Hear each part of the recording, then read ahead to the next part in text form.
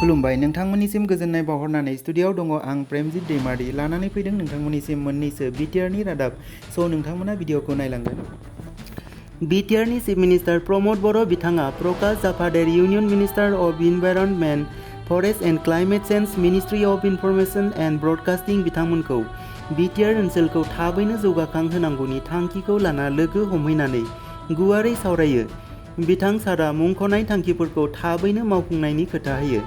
बैफोर थांखिफोरानो जाबाय बारहावा आरो बायजो हादोरारि रांखान्थिजों सोमोन्दो लाखिनानै बिटिआरनि मोजांनि थाखाय खामानि लाबोनाय, बिटिआरनि थाखाय CAMPAनि जमायनाय रांखौ बांहोनाय, बिटिआरनि मुलाम्फानि थाखाय कार्बन सेकुवेस्ट्रेशनखौ बाहायनानै रां आरजिनो सुबिदा खालामनाय, बिटिआरनि रादाब बुथुमगिरिफोरनि थाखाय क'क्राझाराव गंसे रादाब मावख'सालि गायसन्नाय, बिटिआरनि रादाब बुथुमगिरिफोरनि थाखाय जर्नालिस्ट वेलफेयार फान्ड फोसावना होनाय।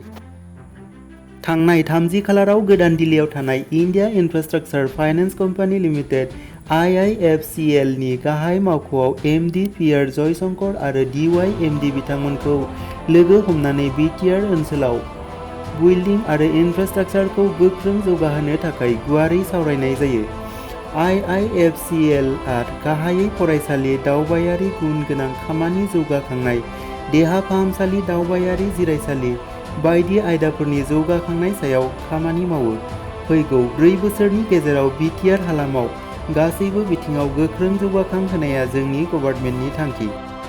थांनाय 25 खालारावबो बिथां बर'आ Shri Dharmendra Pradhan union minister of petroleum and natural gas and minister of steel बिथांजों सावरायनानै गोजोननाय फोरमायदों।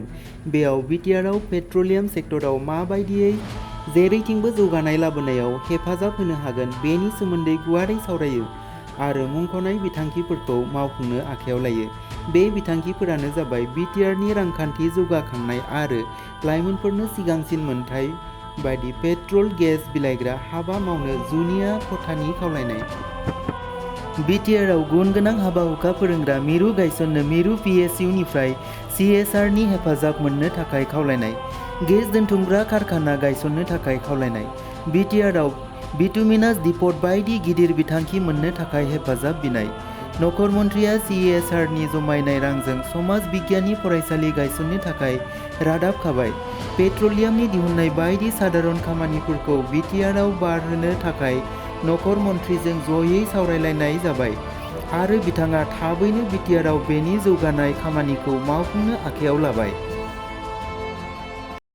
समाजनि अनसायनाय, समाजनि सुबुंफोरनि नाजानायावनो मोनसे हारिया सिनायथि मोनो। हारि हिसाबै बयजोंबो मिथिजायो, थांनानै थायो। नोंथांनि मावनायानो नोंथांनि सिनायथि होयो। जोंनि खौसेथियानो जोंखौ गुबुननिफ्राय उदांस्रि होयो। गोजोन्थों लोगोफोर, नोंथांमोननि बेसेन गोसा समखौ होनायनि थाखाय। जोबनायाव नोंथांमोना जोंनि बड'लेण्ड एफेयार चेनेलखौ साबस्क्राइब खालामनानै लागोन। जुदि भिडिअखौ मोजां मोनोब्ला लाइक एन्ड शेयार खालामगोन।